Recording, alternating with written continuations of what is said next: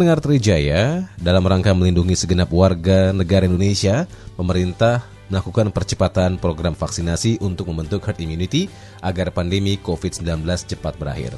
Karena vaksin merupakan cara paling efektif untuk menekan penyebaran COVID-19 dan mengurangi risiko perburukan kondisi tubuh.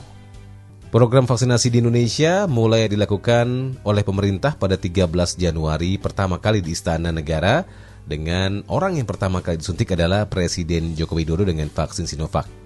Terus diikuti dengan sejumlah pejabat, tokoh agama, dan perwakilan masyarakat lainnya.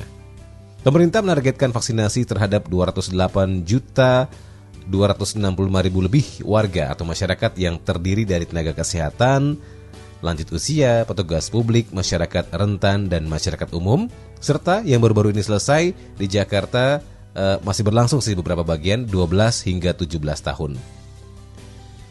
Kalau beberapa hari lalu jumlah targetnya sekitar dari 200 sekian juta, baru 53-54 jutaan dosis tahap pertama disuntikan atau sebesar 25% lebih. Sementara untuk tahap 2 sekitar 13-14% pendengar Trijaya.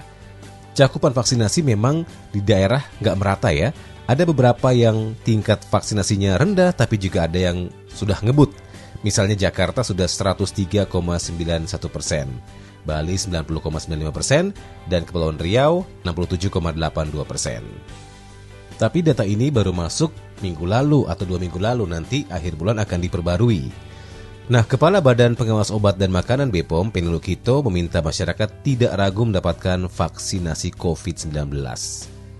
Kalau dari hasil studi dari Kementerian Kesehatan membuktikan bahwa vaksinasi mampu menurunkan risiko terinfeksi COVID-19 serta mengurangi perawatan dan kematian bagi tenaga kesehatan.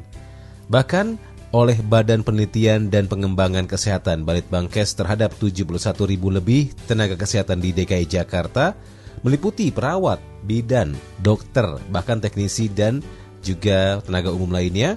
Sepanjang periode Januari sampai Juni 2021, jumlah tenaga kesehatan yang telah divaksinasi lengkap yang harus dirawat akibat COVID-19 jauh lebih rendah atau 0,17% ketimbang mereka yang belum divaksinasi 0,35%, atau yang meninggal juga relatif lebih banyak yang belum divaksin daripada yang sudah mendapat vaksinasi lengkap. Dengan data tadi atau penelitian tadi, masyarakat nggak perlu khawatir karena vaksin COVID-19 seluruhnya sudah melewati uji klinis yang sangat ketat sehingga aman dan efektif mengurangi keterpaparan virus corona. Dan untuk umat muslim tentunya ada fatwa MUI yang dijadikan pegangan bahwa menyatakan vaksin aman dan halal untuk vaksin Sinovac dan lainnya. Apalagi untuk produk AstraZeneca misalnya, dari MUI juga menetapkan pemerintah boleh menggunakan vaksin AstraZeneca. Mungkin karena faktor darurat dan sebagainya, maka ini jadi dasar hukum bahwa tidak ada lagi keraguan untuk divaksinasi COVID-19. Penggunaan vaksin COVID dari AstraZeneca dibolehkan karena kondisi kebutuhan yang darurat atau mendesak.